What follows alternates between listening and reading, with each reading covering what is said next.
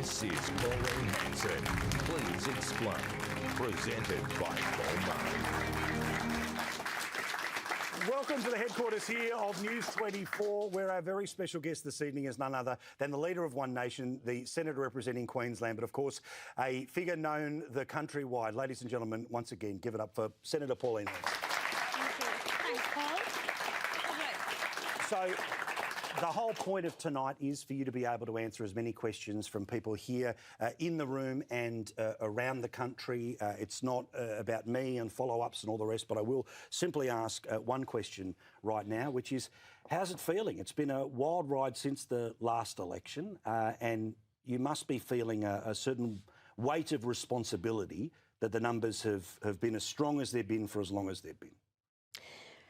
Most definitely, Paul. There is a weight of responsibility, and a number of people come up to me all the time, please don't give up, keep going, where you're our last hope for the country.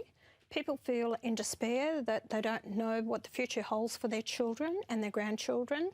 And yes, it is. But, you know, in a lot of ways, Paul, I feel vindicated because I've stuck to my guns, my consistency. I've believed in myself, I believe in my country, and I believe in doing the right thing by the people of Australia, my fellow Australians, you know. And hopefully I'm getting a lot more people on board, and we're pushing this, having a voice. That's what people want, just to be heard. Well, that's why so many people wanted to be in the room tonight, and so many people have got a question. Michelle, you're going to be first up tonight and first cab off the rank. What's your question for Pauline Hanson? Thank you.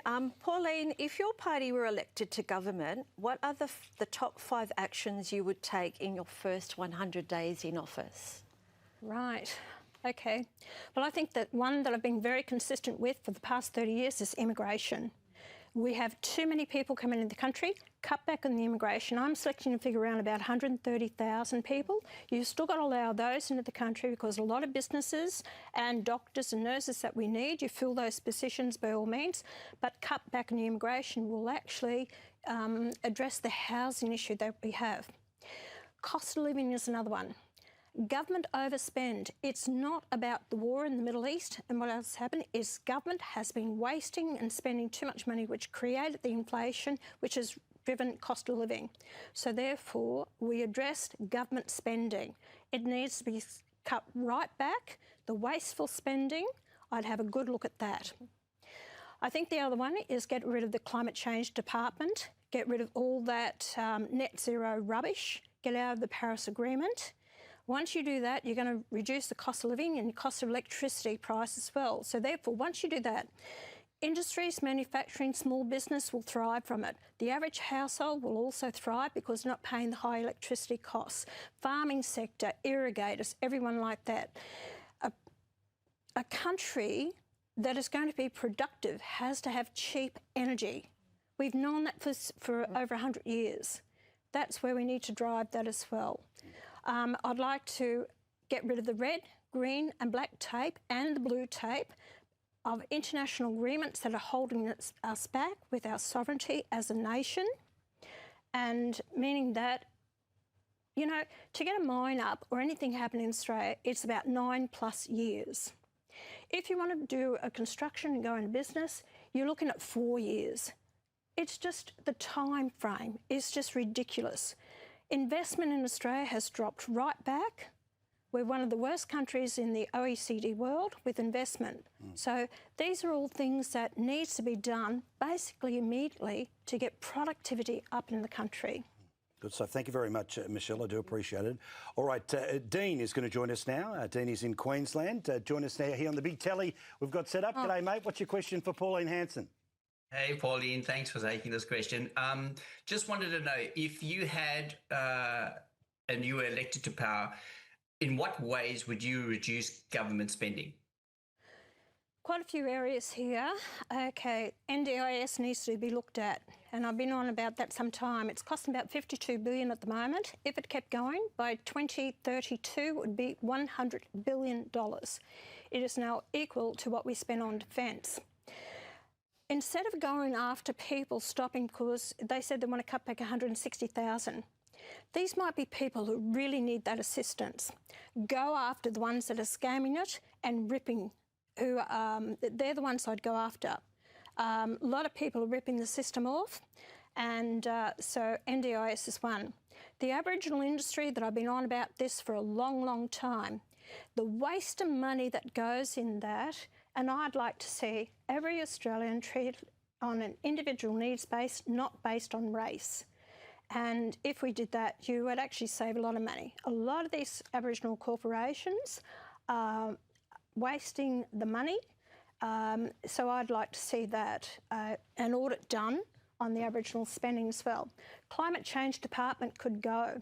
We're actually tied up to the tune of billions of dollars in the Climate Change Department. Transmission lines, that's, we have no idea what they're paying out in subsidies to a lot of these companies. So we need to rein that back in.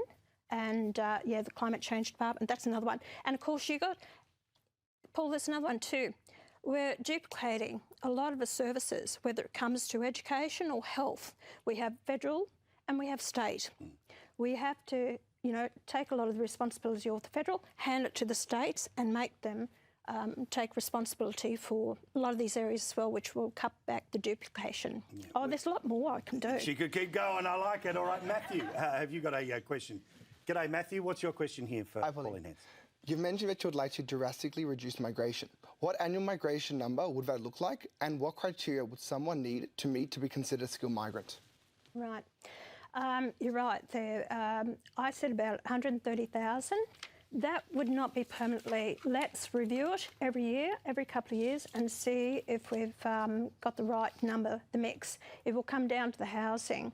So at the moment, we don't have enough people. We've got about 150,000 people who are homeless in Australia.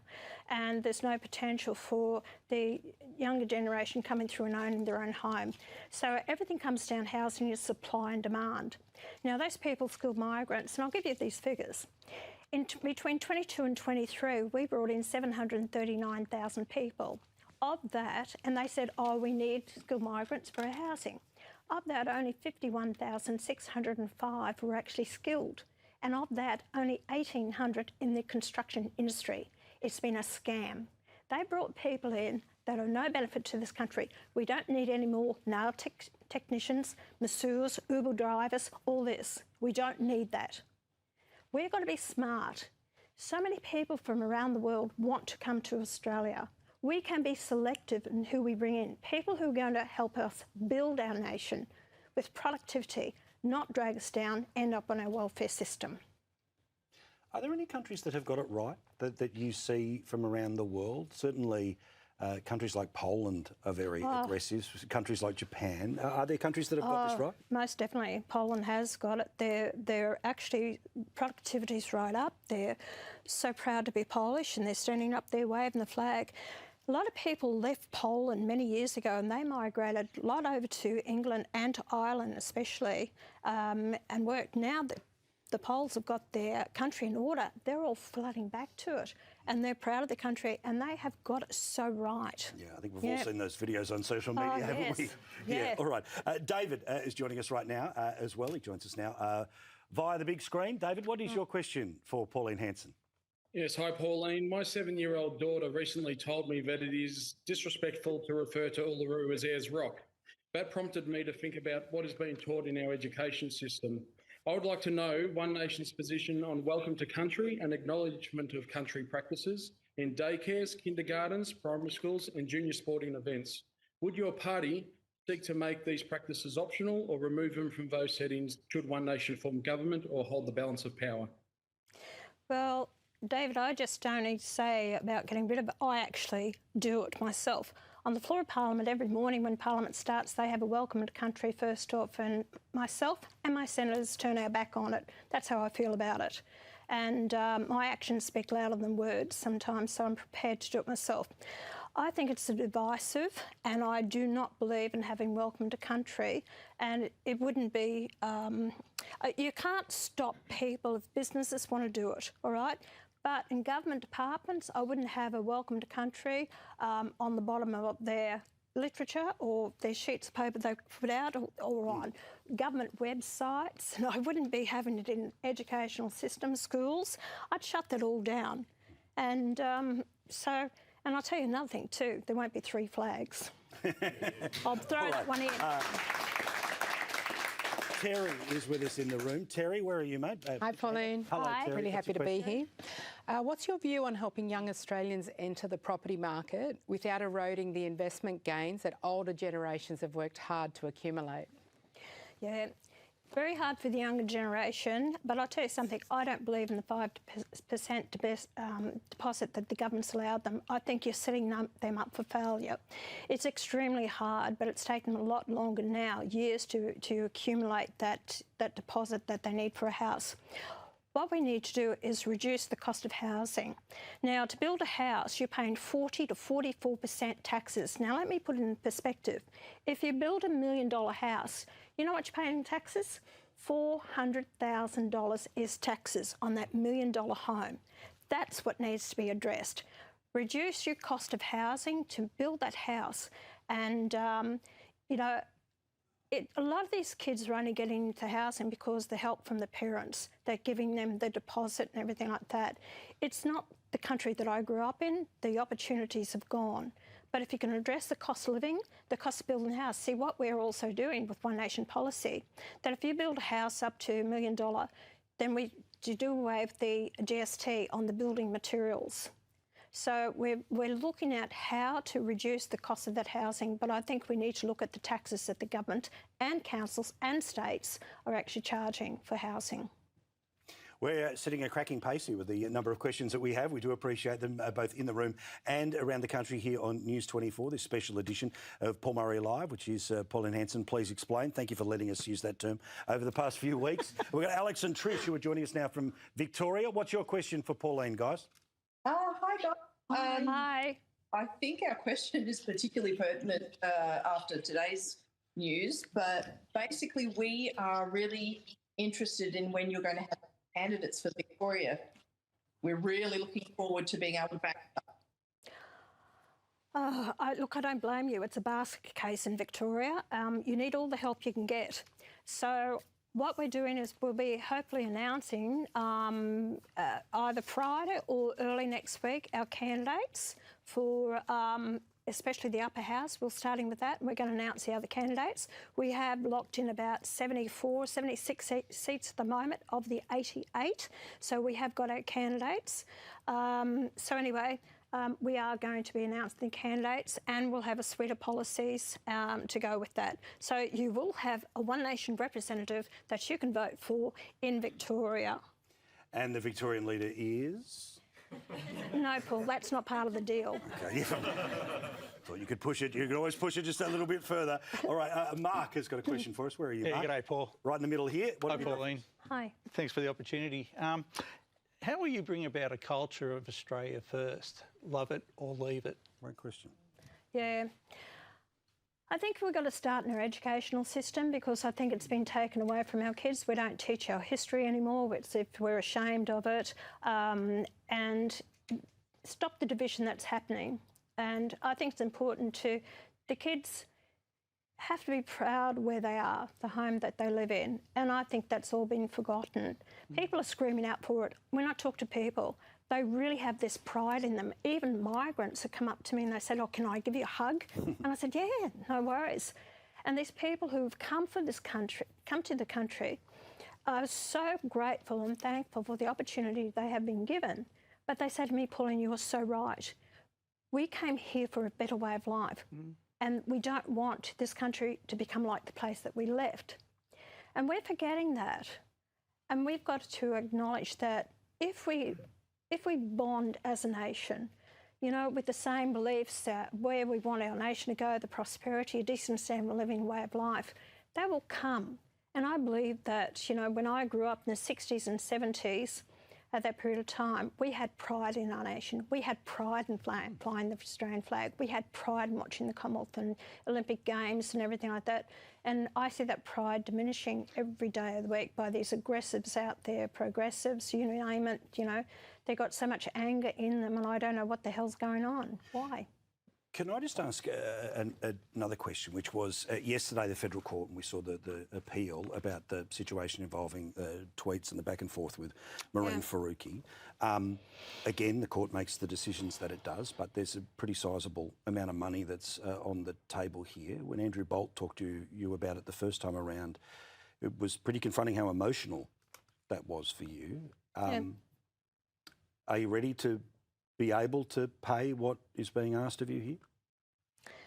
Paul, yes, it is. I have to. There's a lot of support. There's a lot riding on this. It's not just about Pauline Hanson.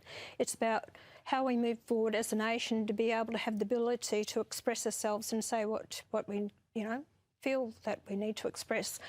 The government and under Tony Abbott and Scott Morrison had the opportunity to get rid of 18C.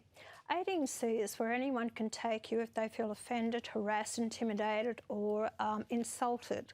So anyone can feel offended. Whatever you do. It's just a ridiculous piece of law, legislation. So if I win this case, that will be thrown out. And you don't go out there to easily offend someone. If any offence is going to cause violence, I'm totally opposed to that. But we have a right to have an opinion. They're shutting us down an opinion because you might offend someone. It's just ridiculous. So it's a battle, it's a fight that I'm going to have. I am talking to my lawyers now at the moment of putting an appeal to the High Court. I'm not going to drop it. I'm not walking away from this. I've been a fighter, and it's not about Pauline Hanson. It's about the Australian people, for us to have a voice. Francisco, thank you, Pauline. Francisco's going to join us now via Zoom around the country right now. Francisco, g'day. What is your question for Pauline Hanson, mate? Thank you for having me tonight. Just wanted to say that my question is, we arrived in Australia in 1975 to the Ferrymeta Hostel for a better life. Our father was given a job at the BHP Steelworks in Port Kembla. He worked there for 25 years, working double shifts, and on one occasion he did a triple shift to get his family ahead. Eventually that got phased out. He made sure that his sons became Australian citizens to this beautiful country for a better life. My question is, my parents are 89 years of age and they are not citizens of this beautiful country. Do they lose their benefits if they are not citizens at the age of 89 years of age if One Nation wins the election? Oh, no, not at all. No way in the wide world. Didn't even think about that, losing their benefits, They're permanent residents? Yes. In Australia? Yeah. Yes. They have been permanent residents. They've been paying their taxes all these years. I don't believe in taking the benefits. And at 89 years of age, I don't think it would be fair to even do that. I wouldn't never consider that. Well, there you go, Francisco. Nice and clear, and you can give the message to Mum and Dad. All right, Yeah. Warwick. Thank you, mate. Warwick, g'day, mate, in the front row. Hi, Pauline. Over 30 years ago, Kerry Packer told Parliament that for every new law that they want to bring in, they should repeal one. What are the main laws that you would repeal as soon as you could that would help hardworking Australians? Yeah, that's a really good question to say what laws I would repeal. I think our environmental laws, I think they're over the top in stopping productivity. They've just brought out another one just recently that if you haven't farmed your land for 15 years, you have to go and licence for it, and then that could cost you up to $140,000. So they're stopping farming. That's happening in Australia. So that needs to be addressed. The safeguard mechanisms, that's another one that's stopping industries manufacturing. These are laws that we really need to look at. What is holding us back as a nation that we need productivity to move forward? So it's a lot of those climate change laws that they brought in, which is actually holding us back. And, some of the other laws, the taxation, I'd like to get rid of payroll tax. I think that is a ridiculous tax that anyone who employs people, you're paying more and more tax. These are things that I've tried to talk to the Morrison government about, how we could work to actually get rid of it, but the feds are going to have to subsidise the states to get rid of it. We've got another question. This one is coming in, which came in a little bit earlier today via email. Paul in Western Australia says, I'd love to vote for One Nation, but my biggest concern is the candidates that Pauline chooses. I met a couple in the last election and was not impressed. What is your process for selecting candidates? And the pool of people wishing to become candidates. Of course, we know, as you said before, about Victoria and how big that was. But tell us about the vetting process. Obviously, there's some secret sauce, but what happens if you put your hand up and say, I want to be a One Nation candidate? Look, It hasn't been easy for the party over a period of time because the last election we got about 6.5%. So people are thinking they want to support us and give it a go and stand as a candidate, and I appreciate that. You know, I think I will. It's just been there as a name on the ballot paper to support One Nation Vote For. But this time around, you know, there's a real chance that we can actually win seats in the lower house and the Senate. The people, can I tell you, for Victoria, we've had 1,200 expressions of interest in Victoria for candidates. The seat of Farrell that we won, we had 81 expressions of interest for that. The federal so far, 1,500. Wow. So the process that we've got now is it's a system that we've put in place that it really has a thorough look at the candidates. So if you've got something that you've done somewhere else in the world, it'll find you. It'll tell us. You've got a criminal offence internationally. It'll tell us if you've been a bankrupt, if you've got owing money to the taxation. It'll tell us that if you've made any comment or put on Facebook page that you made some stupid comment. So that tells us everything about you, and we can do that within an amount of 5 minutes. What about your inherent BS detector? Because I can always tell, and as long as I've known you, I can see in your eyes when I think I know what's really going on here. What's that like in terms of candidate recruitment when eventually you get presented with somebody, you sit down and you go, you're just telling me what I want to hear, you don't believe it. Yeah. We do that. We go through it with them in a, I don't personally do it now, although if you stand for the Senate, you will come before me. I'll be the judge in that. It's very important to me to have the right people in that position because you're winning a seat for 6 years. So you need to know that you've got the right calibre of person, and it's very important to me as well. They have a background in something to bring and offer and put on the table that we're going to be able to counteract because we're a small team. We have to work twice or 3 times as hard as the others to get our point across and working for the people. And so you can't say that the members of parliament that I've got now are not top-notch members. They really are working extremely hard. Yeah, all right. Gina, where are you, my friend? I'm here. Gina? There we are. Hi, Pauline. We have been in business for 27 years and have faced many challenges. However, right now, all small businesses are having to deal with scenarios that are so unexpected and are seriously diminishing all the passion we have. Do you, Pauline, feel One Nation can ensure changes and make a real difference without creating more bureaucracy? Yeah, small business is doing it tough, and I've been a small business person most of my life. So whether it be the plumbing business or the chip business for my family, first up when I was 18, then I went into plumbing business, then I've had my own shop and I've had cattle and agriculture as well, so a wide range in business. I've been speaking to small businesses as well, and they're really doing it tough. Under this government, they've lost 50,000 small businesses, have become insolvent, and over 1,400 industries and manufacturing. This government especially has, because of their legislation and their regulations, is destroying it. I'd like the government to get out of telling businesses how to run their businesses. Again, your costs, your rules, your regulations. And I'll just tell you this point I found out about this. If you've got a cafeteria or a food shop in Victoria, you've got to get 36 licences to actually do that. So it's over-regulation, over-control, and then your councils again on top of that. And just in my van, you know my fish and chip van, fitting up? I've heard that one, I've right? Heard, yes, fish and chips, yes. Brand new, right? Fully stainless steel. Yeah. Do you know I got a licence from Brisbane? Yeah. And under that licence, I can't cut up a lettuce or a tomato in that van. Why? Because it's got to be pre-cut. You tell me why. It's got 3 sinks in it. Wow. It's all stainless steel. This is the stupidity of what's going out there, and people have had a gutful of it, and I've had a gutful of it. Yeah. Just, get back to what's realistic. This is it. I mean, so Gina, I'm assuming you're in small business. Right? Yes, Pauline's actually been to our business, but I wasn't actually there when you came in. There you go. Actually away, yeah. So give us an idea, Gina, about the types of things where what are the things that get you guys banging your head against the brick wall where you're going, come on, what is all this? Well, it's the legislation, the Fair Work. You have this same job, same pay. It's quite difficult. Our award for the hospitality industry is so complex that we have a lawyer that helps us, an employment lawyer, and she has to sort of scratch her head and say, okay, hang on, I need to read this again and again. And she's qualified.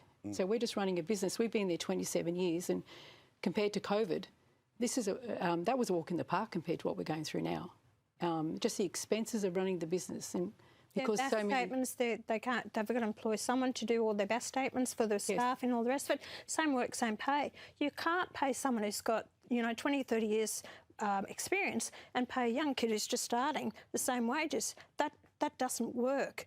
And but also it feels like that. And sorry to interrupt, but it feels like the government puts these very cute names on pieces of legislation like same work, same pay, because if you vote against it, then you're against same work, same pay. I voted against it. But when we're make talking sense. about the real examples, the truth is a lot more complicated than what's just on the books, what's just on the box. You should have your wage, okay, the wages for a new kid, 16, 17, 18, whatever you are, that's your wages. You've got no experience or knowledge and all the rest of it. And it's up to the business. Businesses out there are desperate for good workers. If you've got a good worker, you will look after them. That's right. You will actually pay them that bit more to keep them on. Government should not be interfering and telling businesses how to run the business. That's another big thing that I'm hearing from businesses all the time. You're losing jobs. They're destroying the job market out there because businesses are now putting on the extra hours so they don't have to employ someone, and someone who basically turns up, is on their phone, doesn't want to work, watches the clock, wants to leave, and all these plus and all the rest of it. And the business is saying, I can't deal with this anymore. I'm not going to employ them. I'm going to do the extra hours myself. Well, you mentioned fish and chip, of course, the van you've got now, the shop that you used to have. Well, Patrick's written one in here, which is, Pauline, do you ever regret leaving your fish and chip shop? And is it still operating? Apparently it is. A fellow called me up yesterday. He said, actually, Pauline, I went to see your shop yesterday, so it's still there. But I've been to it myself, and so does my children go in and get some fish and chips from it. It's not the business like I used to have, but I used to go to the fish markets, and for 8 years I was the only female buyer down there, and the men used to give me a hard time, but then I used to give it back to them, so we're good mates. But it's been 30 years since then. So, are there times where you regret the decision to step from behind the counter into the spotlight? No, Paul, I've got my memories, thank you. There's 80 or 90 hours a week getting up at 4:30 in the morning, going to the markets and fish markets, and no. You'll take this I've got my memories. It's all good. I was so proud of my business. It provided for myself and my children as the sole provider for my family, and I took it on. Actually, my father said to me when I said when I separated from my husband, and I had it was around about 18 hours paid work a week at the bowls club, and I knew that wasn't going to pay the bills. So I thought, okay. I saw this business up for sale. Of course, I grew up in one for 25 years, and I thought, you know what, I'm going to go and buy my own business. And it was a run-down shop. Anyway, I borrowed everything plus a bit more, and I bought the business, and I worked it by myself 6 days a week. One girl on a Friday night for 2 hours, another girl for a Saturday night for 2 hours. When I saw that 10 years later, I had 6 on a Friday night and 3 on every other night. So it was a lot of hard work. But my father then, who told me, said, don't buy it, it's too much work for you as a single mum. He kept saying to me, well, how much fish did you sell this week and how many sacks of potatoes? Because I made all my own chips and everything. Yeah, wow. Potato scallops, 1,000 potato scallops a week. I'd go through that and, so it's harder to make scallops than legislation, right? 10 sacks of potatoes. So I've got that experience. I know what hard work is, and I like to see the rewards of your hard work. So if you go in small business, you put in the hard work, you should be getting the rewards out of that instead of the government ripping the guts out of it and taking it away from you. All right, more from everyone here in the room, and of course Pauline Hanson, as we go around the country. Also, straight after the break, we'll tell you the brand new News24 Pulse. How is One Nation going in the polls? We'll find out next.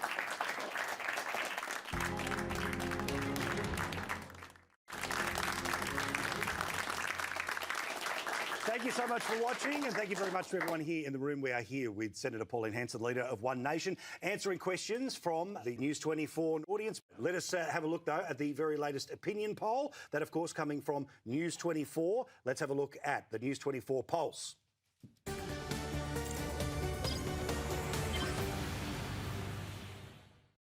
All right, so every couple of weeks, you know, I stand up in front of the screen and I go through all of the polls for you. There'll be some more details up on the website in a second, but here is the very latest opinion poll that comes from our friends at YouGov. The Labor Party is remaining steady at 28%. The Liberal Party is up 2 points at 22. The Greens are up 1 point, sadly, to 13. One Nation is at 25%, a quarter of the Australian vote, and Other is sitting at 12. So essentially a fairly static opinion poll. In terms of the satisfaction with the Prime Minister, well, 55% of the country remains dissatisfied with the Prime Minister right now. 37% remain satisfied. And when asked about multiculturalism, 46% of Australians believe that it is becoming problematic for social cohesion. I'll get to the headline number in a second, but Pauline, that number wouldn't surprise you, that we are basically now at half of the country believing that immigration has led to problems with social cohesion. Do you agree with that 46% of people according to the News24 poll? Of course I do. Talking to Australians who feel disenfranchised, this isn't their country. Albanese started, he was the worst Prime Minister that we've had. He started with the voice to Parliament. And they've done it down in Victoria now, of having, you know, the voice to Parliament in Victoria. Australians voted against that overwhelmingly, but they've disregarded that and they're heading down this path again. They talk about it every Australia Day. You know, we shouldn't be having it this day. It's always division all the time. Now we shouldn't have the Union Jack on the flag. It's all this thing that's going on all the time to disenfranchise Australians and who we are. I'd rather unite people, bring us together, that we are proud Australians. And it's going to be a tough job because I have to, you know, people have to know where I stand with this. Why do I push this about a monoculture and everything? I think it's very important people understand. Multiculturalism was started up years ago when I first got into Parliament in 1996. And they said, oh, look, it was started as a melting pot around the world, thinking all these cultures would get together and, you know, kumbaya and we'll all be really happy together in a utopian world. It doesn't work that way, Paul. People have the different cultures, beliefs, laws and understanding. And it's like in your own house, in your own home. You all have the same set of rules. You know what's right, you know what's wrong, you know what time you sit down to dinner, you know what time you go to bed, and you know, all this. Someone comes in and disrupts and wants to do everything. It causes problems in your home. Your country is no different. So if we are all heading down the same path, we all adhere to the same laws, the same rules of the house, we understand who we are, and we're proud to be part of that home. That's what it's about. And that's why multiculturalism, and I was the one years ago who opposed it. I was crucified for it. I had to go. Isn't it funny now? Leaders around the world, even John Howard, has said it hasn't worked. How do we deal with the question when it comes to people of different faiths, but then also the extremes of some faiths? For example, radical Islam is the absolute antithesis of social cohesion. How do we make sure that radical Islam does not grow in Australia? Well, it is. It's constantly growing all the time. And see, the more and more, and we've seen that in other countries around the world, and I've just been over to England, I've seen it on the streets there, and even Denmark now, and these countries saying, no, we're going to deport these people. They're not good for our country. And so with radical Islam, it's a political ideology that is totally incompatible with our culture and our way of life. People have to understand this. If you don't understand what radical Islam is, what their beliefs is, go and look at the Quran, understand what their beliefs are, and totally incompatible. Sharia law is they can have multiple marriages, child marriages, you know, all these covering up the women, suppression of women, female circumcision, all this is part of it. That is not our way of life. They have no time for, you know, the LGBTQ. Well, listen, mate, you won't be around for long if they get control of it because they'll throw you off buildings. Let's get real about this. So there can be... I see that's where our country is going if we don't turn it around. And these imams and these clerics should be reined in for the hate speech on our streets. What happened at the Opera House should never have happened after October the 7th. Absolutely. We've got Amanda who's joining us now to continue our conversation here with Pauline Hanson. Lovely to see you, Amanda. What is your question for the One Nation leader? Well, g'day, Paul. G'day, Pauline. G'day, Dale. I live in northwest Queensland and not out in the outback, and having grown up out here in a mining town, I can see the difference between what I grew up with and what I see now. What can One Nation do to help regional and remote communities? Yeah. What are you're at Moranbah or where? Are you not too far from Mount no, Isa? the Isa. Yeah, there you go. The Isa? Yep. Yeah. Yeah. Mount Isa, yeah. Well, you've got the mining shutting down there, haven't you? At the moment, they're going to shut it down up there? No, that's they shut one part of it. Yeah. So yeah. they mine copper and lead. The copper's sort of running out. Yep. They're shutting that down, but we've got lots and lots of mines all around Mount Isa. As long as the governments don't shut them down, because they have imposed laws and regulations, environmental protection agencies and all the rest of it, that is actually shutting down the mining in Queensland. Or I tell you who else is destroying it, is David Christodoulou with his royalties, because he's actually overtaxing the mines, which they're shutting down. They're not going to go ahead. Loss of jobs. What's happening in these areas too, you don't have the services, so you're not getting the doctors, you're not getting aged care facilities, they're not doing that. You're having fly-in, fly-out doctors. That has to be addressed. I don't know if the hospitals up there. What I think needs to happen is instead of state governments and bureaucracy dealing with running the hospitals, I'd like to see hospitals set up their own hospital boards to actually spend the money the way that they want to see it spent in their hospital. Then they can get the right staffing, the right facilities in that hospital. Once you get that, you're going to get a lot more people to actually stay in these towns. A lot of these towns have lost their maternity wards. You can't have a baby in these areas. So when you're a young family, you want to have children, they won't go to these areas. You got the age that grew up there. They want to get out of it because there's no facilities to care for them. So this is a real big issue that we need to deal with, and that the governments are not realising. Well, Sam, thank you for the question, and enjoy the rodeo that's coming up, of course, in a couple of weeks' time. Nice to see. Sorry, Sam, I'm jumping the gun here. You've got your question. Let's go. Yeah, so, Pauline, my wife and I work hard. We've got good incomes. We've bought our house. We've set our interest rates. We're out of pocket $180 per day for childcare, despite billions of dollars in subsidies for the sector. What will you do to help place downward pressure on families like ours? Yeah. Extremely hard. You're not the first one I heard. In Sydney here alone, $200 a day in childcare. I'd like a full investigation in the childcare, actually, just to tell you the truth. It's costing the taxpayers $16 billion a year, and something's out of control there. That's a lot of money spent in childcare. So that's where I'd like an investigation into it. I understand that you're actually going to have to work, you and your wife have to work to pay the mortgage and pay the bills, just to keep, food on the table. Extremely hard. But something's not right somewhere, and I'd like to have an investigation in the cost of childcare. Yeah, exactly right. Yeah. I mean, that number is extraordinary, as you're talking about $16 billion. He's just offering another 11% interest for childcare workers. So, who's going to pay for this? Then on top of it, like Max said, they're going to pay themselves. So a lot of families are paying for the childcare as well, on top of that again. And it's not good enough. All right, we've got another question here. Thank you very much to everyone who's not just in the room, but obviously joining us all over the country remotely. Robin is in Perth right now. Robin, what is your question for Pauline Hanson tonight? Thanks, Paul, and thank you, Pauline.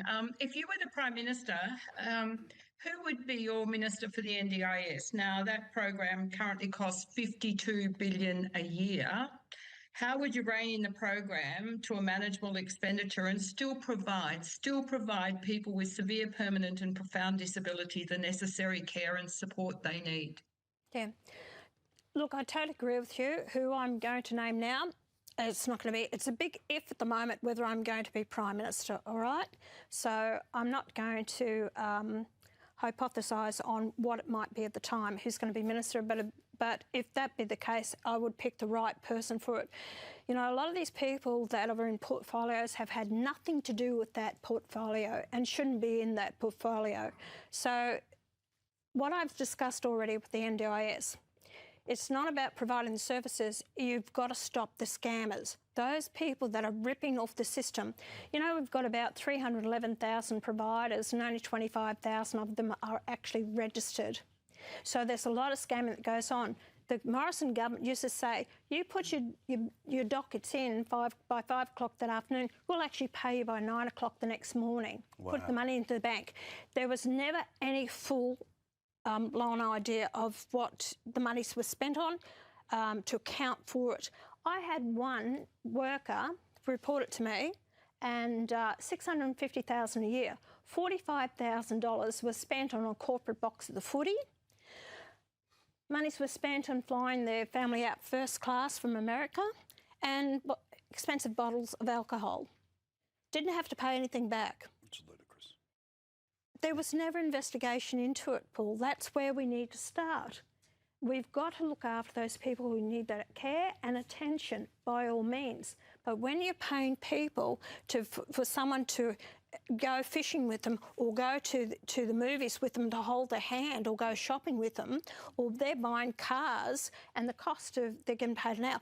Can I tell you that you can actually pay up to $195 an hour. This is government, right? $195 an hour for the services of someone who has a degree in something or other. Then it's over $300 in remote and over $500 an hour in very remote areas. This has been going on for years, and I've complained about it time and time again. Well, as we've heard about before, when it comes to some of the rorting, the authorities say literally there's not enough time or resources, even if it was the full-time job, to go after the rorting, which becomes part of the problem. Yeah. All right. In fact, let's take a little pause, because we've got plenty more questions, lots more to talk about with Pauline here, live at the News24 headquarters. Thank you so much for watching a very special edition of Paul Murray.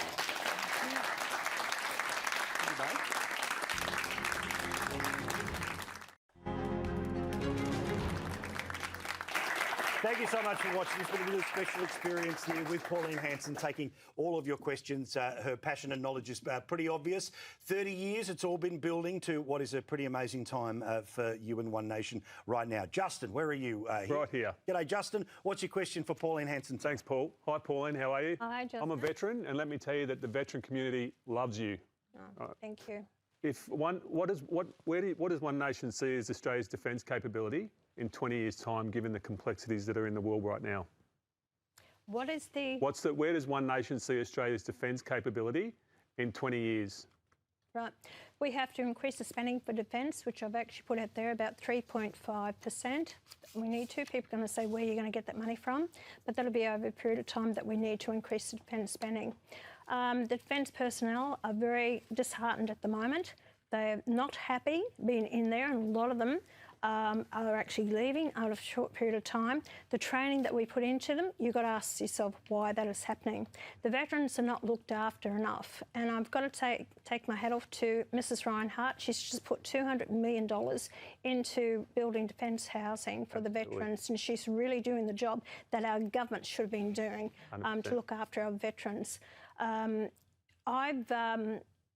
I'd like to work more with, I've been on 5 of the programs, parliamentary programs, to do with the veterans. So I've gone over to Afghanistan with the submarines, the Amberley Air Force Base up to Townsville, the base up there as well, plus also the Border Force that I've done, to try and have a better understanding, to work with our defence personnel to understand from them and try and get an idea.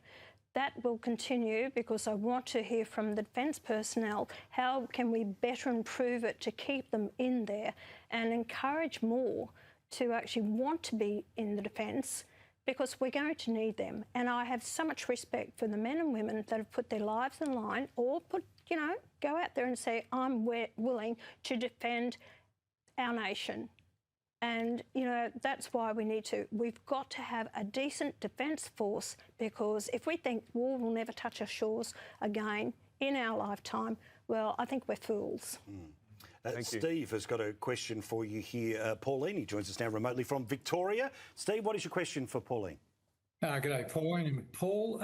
Would you consider any assistance and or support for self-funded retirees?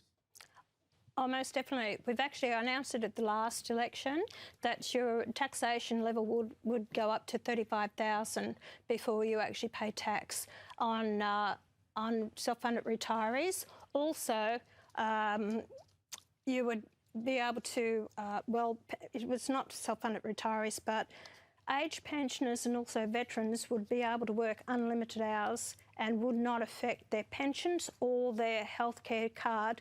Just pay tax on the work that you do, but it will not affect and lose that. So self-funded retirees, you've worked hard, you get nothing back, even getting the healthcare card.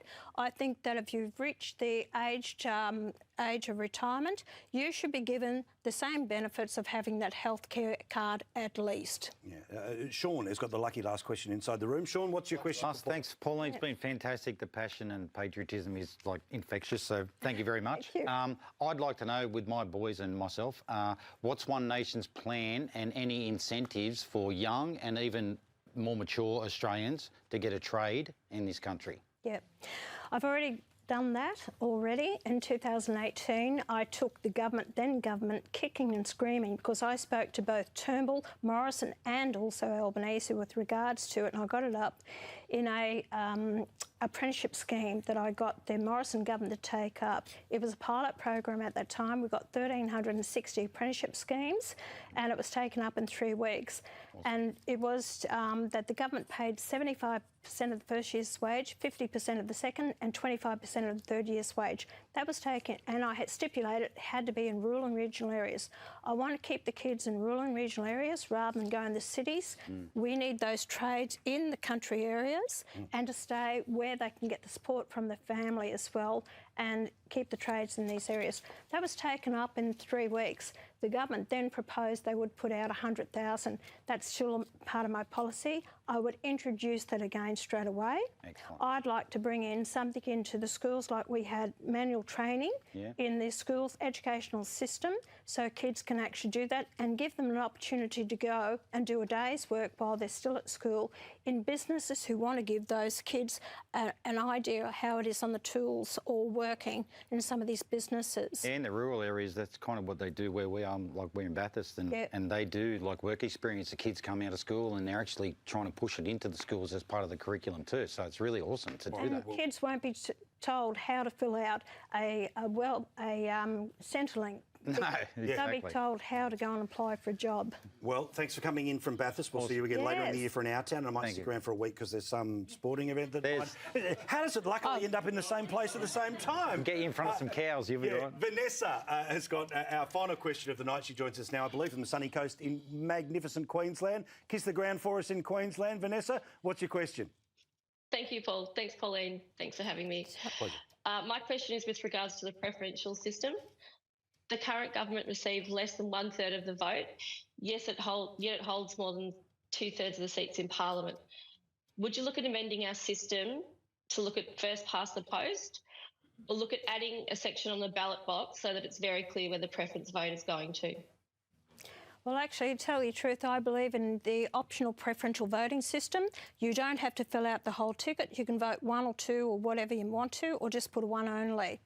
The preferential voting system was changed in 1998 by the Howard government, supported by all the other political parties to stop One Nation. That's why it was brought in. I'd rather educate the people, teach the kids in school how the preference system works. Too many Australians don't understand it. And, you know, the preference system is only a recommendation by the political parties on the how to vote cards. When you come to vote, you look at who's on the ticket. You work out who's the best one to represent you. You put them as number 1. Then you think, if they don't get up, who's your next best vote? That's number 2. And you go down your ballot paper like that. Remember, if your number 1 doesn't get up, your preference will flow to your number 2. If they don't get up, it will flow to your number 3. That's order of your preference. If you do this with preference system and first past the post, you know what the political parties will do? They'll just throw in a heap of number of people, 20 people. Guess what? Someone could win that election with only 10 or 12% of the vote. Think about it. Good point. First past the post.